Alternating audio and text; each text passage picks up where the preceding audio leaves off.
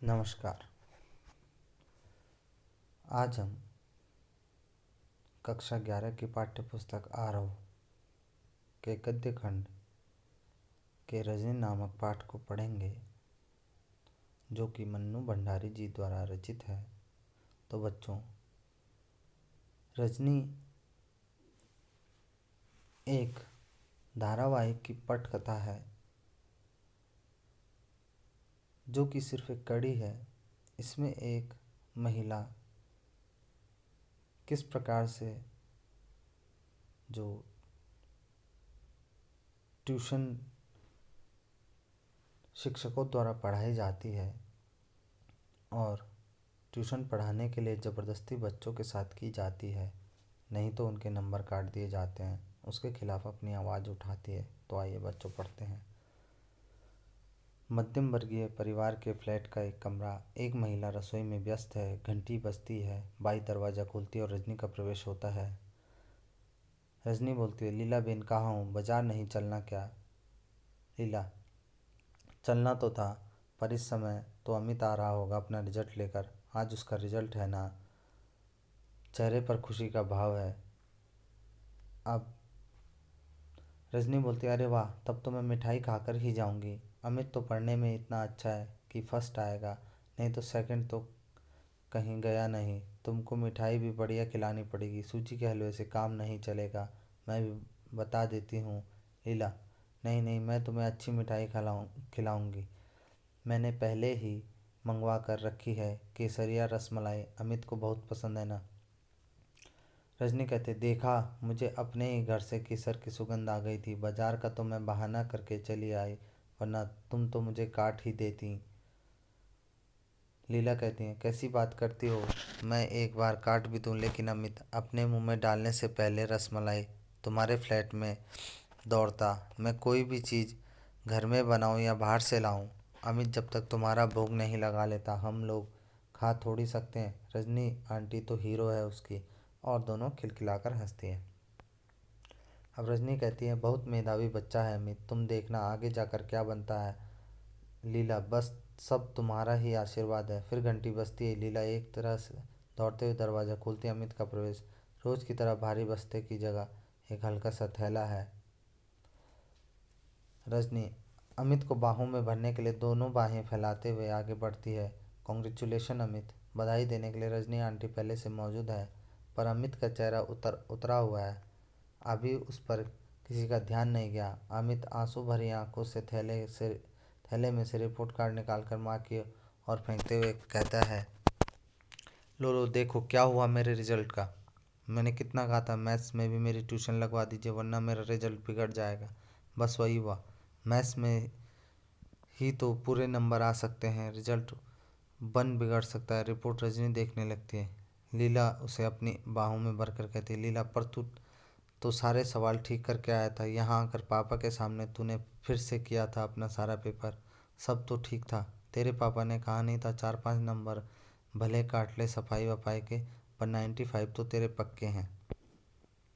अब रजनी जो है रिपोर्ट कार्ड पर देखते हुए कहती है, पर मिले तो कुल 72 हैं। फिर दूसरे विषयों के नंबर पढ़ने लगते हैं। English 86, history 80, civics 88, Hindi 82, drawing 90, सबसे कम मैथ में ही है।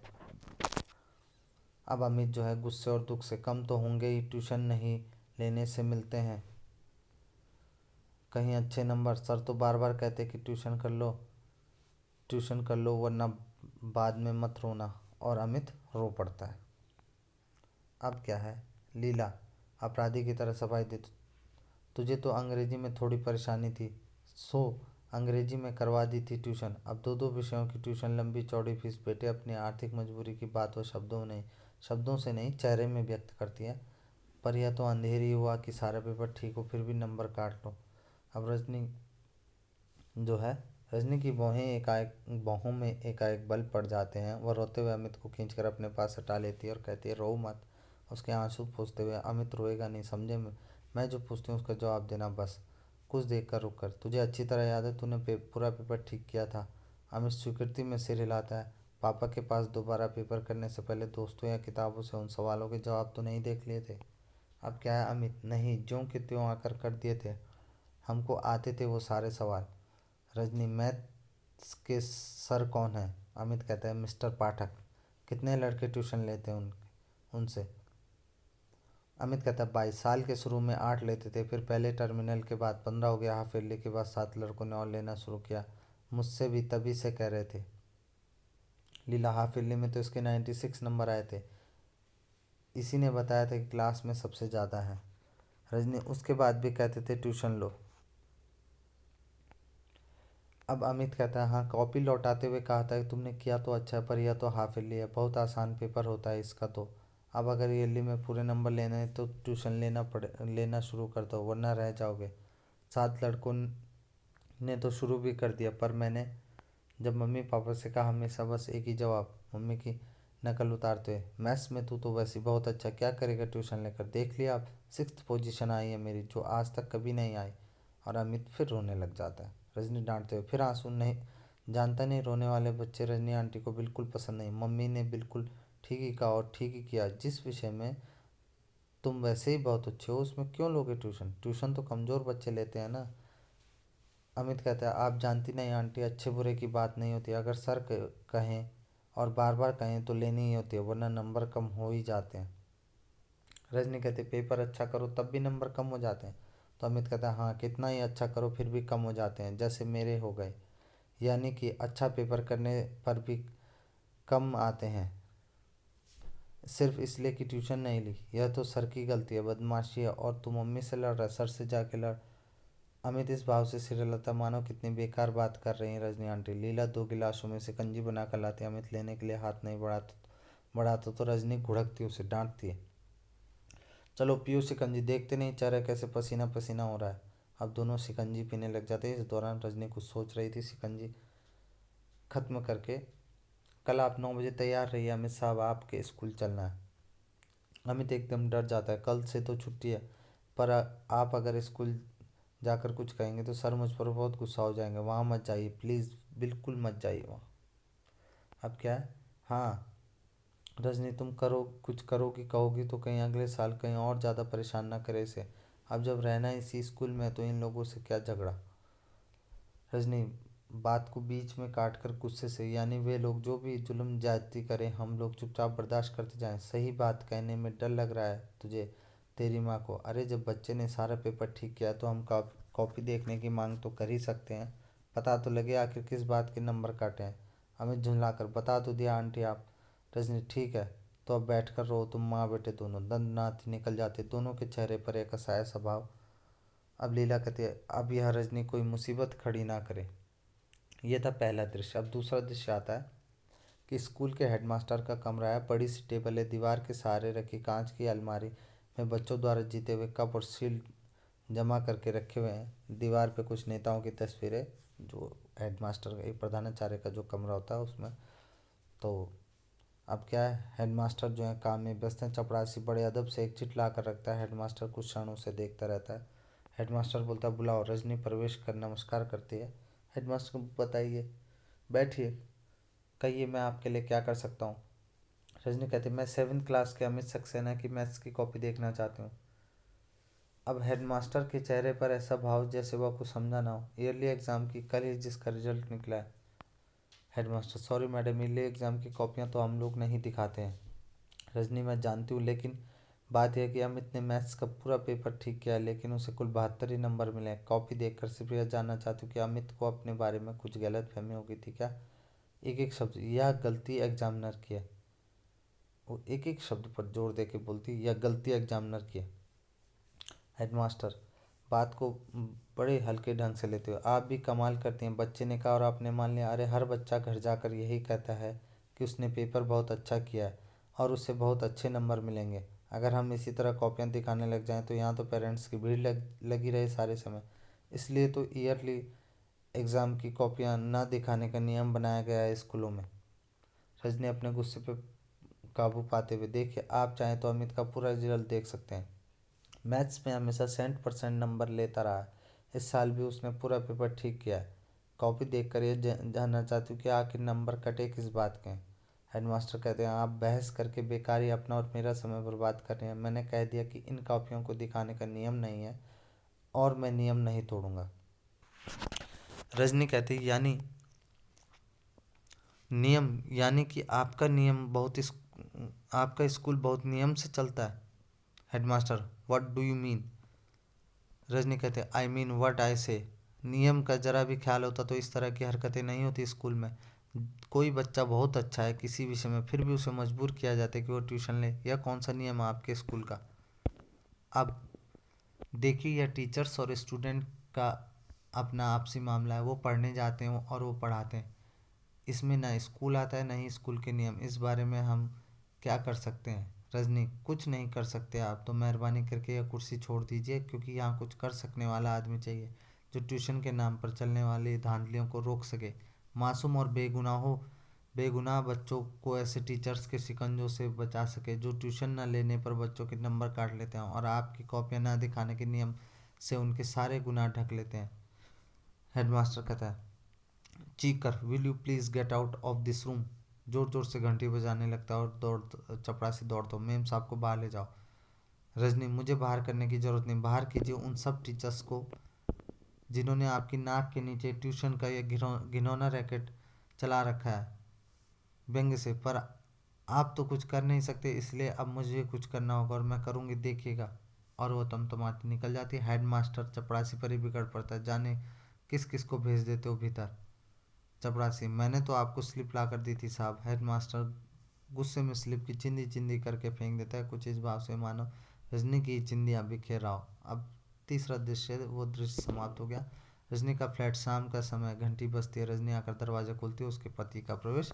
हाथ में उसके हाथ से ब्रीफ केस लेती है और पति जूते खोलते हुए, तुम आज दिन में कहीं बाहर गई थी क्या? रजनी, तुम्हें कैसे मालूम? फ़ोन किया था, एक फाइल रह गई थी, सोचा चपरासी को भेजकर मंगवा लूँ, पर घर पर कोई हो ना। तब पति के चेहरे पर खींच भरा गुस्सा पुता हुआ है। रजनी, तुम फाइल भूल गए, और जिसके बारे में मुझे पता भी नहीं, पर फिर भी उसके लिए मुझे घर बैठना चाहिए, यह कौन सी बात हुई? पति जरा शांत होते हुए, अच्छा गई कहाँ थी? रजनी जो है एक स्कूल का नाम लेती है। पति, स्कूल का नाम? तुम वहाँ क्या करने गई थी? रजनी गदगद भाव से, पहले चाय ले आऊँ फिर बताती हूँ। कैमरा रजनी के साथ किचन में, गुनगुनाते हुए रजनी खाने का भी कुछ बना रही, लगता है जो कुछ करके आई है उससे बहुत प्रसन्न है। अब जो है दृश्य बाहर का आ गया है। नाश्ते की प्लेट काफ़ी खाली हो चुकी है, जिससे लगे कि रजनी सारी बात बता चुकी है। रजनी बोलती बंद कर दिया। हेडमास्टर साहब की जवाब देते नहीं बना तो चिल्लाने लगे, पर मैं क्या छोड़ने वाली हूँ? अच्छा, मास्टर लोग ट्यूशन करते हैं या धंधा करते हैं, पर तुम्हें अभी बैठे बिठाए इससे क्या परेशानी होगी? तुम्हारा बेटा तो अभी पढ़ने नहीं जा रहा ना? रजनी जो है एकदम भड़क जाती, यानी कि मेरा बेटा जाए तभी आवाज़ उठानी चाहिए, अमित के लिए नहीं उठानी चाहिए? और जो इतने इतने बच्चे इसके शिकार हो रहे हैं उनके लिए नहीं उठानी चाहिए? सब कुछ जानने के बाद भी नहीं उठानी चाहिए? पति, ठेका लिया है तुमने सारी दुनिया का, अब क्या है? रजनी बोलते, देखो तुम मुझे गुस्सा दिला रहे हो रवि। गलती करने वाला तो है ही गुनाहगार, पर उसे बर्दाश्त करने वाला भी कम गुनाहगार नहीं होता, जैसे लीलाबेन और कांतिबाई और हजारों हजारों माँ बाप। लेकिन सबसे बड़ा गुनाहगार तो वह है जो चारों तरफ अन्याय, अत्याचार और तरह तरह की धांधलियों को देखकर भी चुप बैठा रहता है, जैसे तुम। निकाल उतारते हुए, हमें क्या करना है? हमने कोई ठेका ले रखा है दुनिया का? अब गुस्से में, माय फुट, उठकर भीतर जाते जाते जाते मुड़कर, तुम जैसे लोगों के कारण ही इस देश में कुछ नहीं हो रहा है और हो भी नहीं सकता। अब वो भीतर चली जाती है। अब पति जो है बेहद हताश भाव से दोनों हाथों से माथा थाम कर चढ़ा दिया सूली पर। अब अगला दृश्य आता है। अब रजनी जो है डायरेक्टर ऑफ एजुकेशन के ऑफिस के बाहरी कमरे के बाहर उसके नाम और पद की तख्ती लगी है, साथ ही मिलने का समय भी लिखा है। एक स्टूल पर चपरासी बैठा है और सामने की बेंच पर रजनी और 3-4 लोग और बैठे हैं जो प्रतीक्षा कर रहे हैं। अब रजनी, चपरासी, कितनी देर और लगेगा? अब चपरासी बोलता है, हम क्या बोलेगा, जब साहब घंटी मारेगा बुलाएगा तभी तो ले जाएगा, बहुत बिजी रहता है ना साहब। रजनी अपने, यह तो लोगों से मिलने का समय है ना, जाने किस में बिजी बनकर बैठ जाते हैं। चपरासी तुझे तब।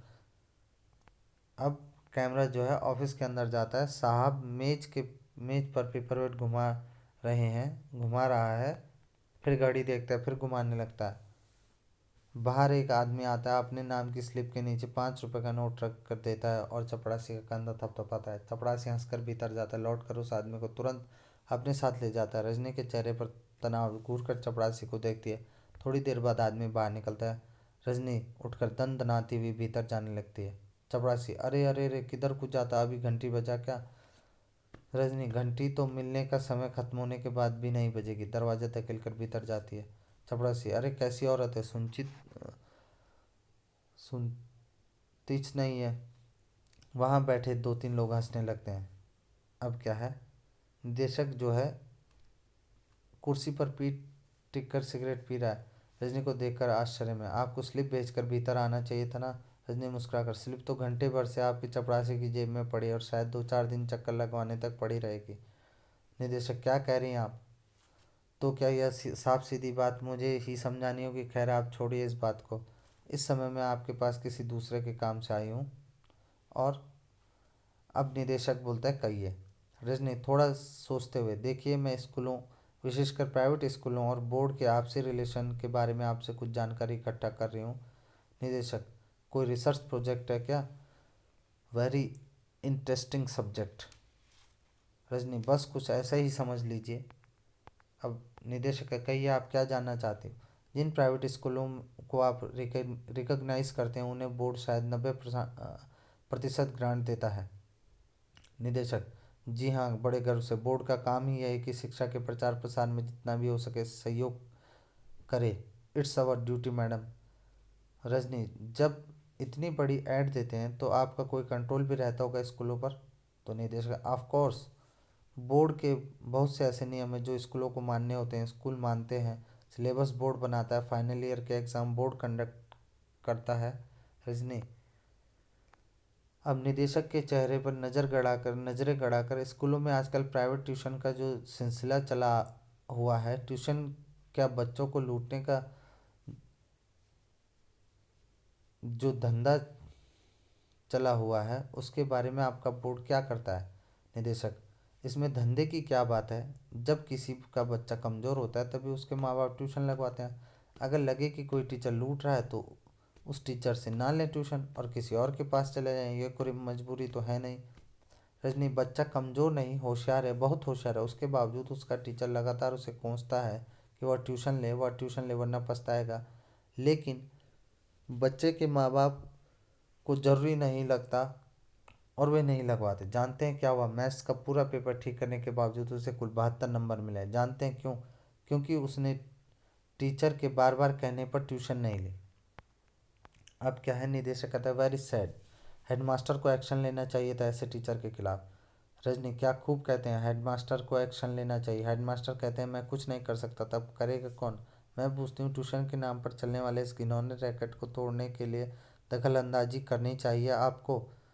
आपके बोर्ड को चेहरा तमतमा जाता है। लेकिन हमारे पास तो आज तक किसी पेरेंट्स की इस तरह की कोई शिकायत नहीं आई। रजनी, यानी कि शिकायत आने पर इस बारे में कुछ सोच सकते हैं। वैसे शिक्षा के नाम पर दिन दहाड़े चलने वाली इस दुकानदारी की आपके बोर्ड ऑफ एजुकेशन को कोई जानकारी ही नहीं, कोई चिंता ही नहीं। अब कहते हैं, कैसी बात करती हैं आप? कितने इम्पोर्टेंट मैटर्स रहते हैं हम लोगों के पास। अभी पिछले 6 महीने से तो नई शिक्षा प्रणाली को ही लेकर कितने सेमिनार्स ऑर्गेनाइज किए हमने। रजनी व्यंग से, ओ इम्पोर्टेंट मैटर्स, नई शिक्षा प्रणाली, अरे पहले इस शिक्षा प्रणाली के छेदों को तो रोकिए, वरना बच्चों के भविष्य के साथ साथ आपकी शिक्षा प्रणाली भी छनकर गड्ढे में चली जाएगी। अब क्या है, निदेशक, आप ही पहली महिलाएं, हो सकता है आखिरी भी हों, जो इस तरह की शिकायत लेकर आई हैं। ठीक है, फिर मैं आपके पास शिकायत का ढेर लगवा कर रहूँगी। और झटके से उठकर बाहर चली जाती है। निदेशक देखता है, फिर कंधे उच उचका देता है। अब क्या है, नया दृश्य आता है। किसी अखबार का दफ्तर, कमरे में संपादक बैठे हैं, साथ में 3-4 स्त्रियों के साथ रजनी बैठी है। और संपादक, आपने तो बकायदा एक आंदोलन का रूप ही दे दिया इसे, बहुत अच्छा किया। इसके बिना यहाँ चीज़ें बदलती भी तो नहीं हैं। शिक्षा के क्षेत्र में फैली इस दुकानदारी को बंद होना चाहिए। रजनी एकाएक जोश में आकर, आप भी महसूस करते हैं ना ऐसा, तो फिर साथ दीजिए हमारा। अखबार यदि किसी इशू को उठा ले, लगातार उस पर चोट करता रहे, तो फिर थोड़े ही लोगों की बात नहीं रह जाती, सबकी बन जाती है। आंख मूंद कर नहीं रह सकता फिर उससे कोई। आप सोचिए जरा, इसके खिलाफ कोई नियम बनता है तो आवेश के मारे उससे बोला ही नहीं जा रहा है। कितने पेरेंट्स को राहत मिलेगी, कितने बच्चों का भविष्य सुधर जाएगा, उन्हें अपनी मेहनत का फल मिलेगा। माँ बाप के पैसे का नहीं, शिक्षा के नाम पर बचपन से ही उनके दिमाग में यह नहीं भरेगा कि पैसा ही सब कुछ है। वे संपादक हंसकर, बस बस, मैं समझ गया आपकी सारी तकलीफ, आपका सारा गुस्सा। तो फिर दीजिए हमारा साथ, उठाइए इस इशू को, लगातार लिखिए और धुआंधार लिखिए। अब क्या है, इसमें आप अखबार वालों को अपने साथ पाएंगे। अमित के उदाहरण से आपकी सारी बात मैंने नोट कर ली है। एक अच्छा सा राइट अप तैयार करके पीटीआई के द्वारा मैं एक साथ फ्लैश कराता हूँ। रजनी गदगद, एक काम और कीजिए, 25 तारीख को हम लोग पेरेंट्स की एक मीटिंग करें, राइट अप के साथ इसकी सूचना भी दे दीजिए, तो सब लोगों को खबर पहुंच जाएगी। व्यक्तिगत तौर पर हम मुश्किल से 100 सवा 100 लोगों तक संपर्क कर पाए हैं, वो भी दिन रात भाग दौड़ करके। जरा रुककर अधिक से अधिक लोगों के आने का आग्रह के साथ सूचना दीजिए। अब क्या संपादक डी, सब लोग हंस पड़ते हैं। ये हुई ना बात। अब नया दृश्य आता है। मीटिंग का स्थान, बाहर कपड़े का बैनर लगा हुआ, बड़ी संख्या में लोग आ रहे हैं और भीतर जा रहे हैं।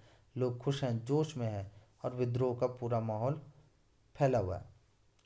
अब रजनी बोलते, भाइयों और बहनों, इतनी बड़ी संख्या में आपकी उपस्थिति और जोश बता रहा है कि अब हमारी मंजिल दूर नहीं। इन 2 महीनों में लोगों से मिलने पर इस समस्या के कई पहलू हमारे सामने आए। कुछ अभी आप लोगों ने भी यहाँ सुने।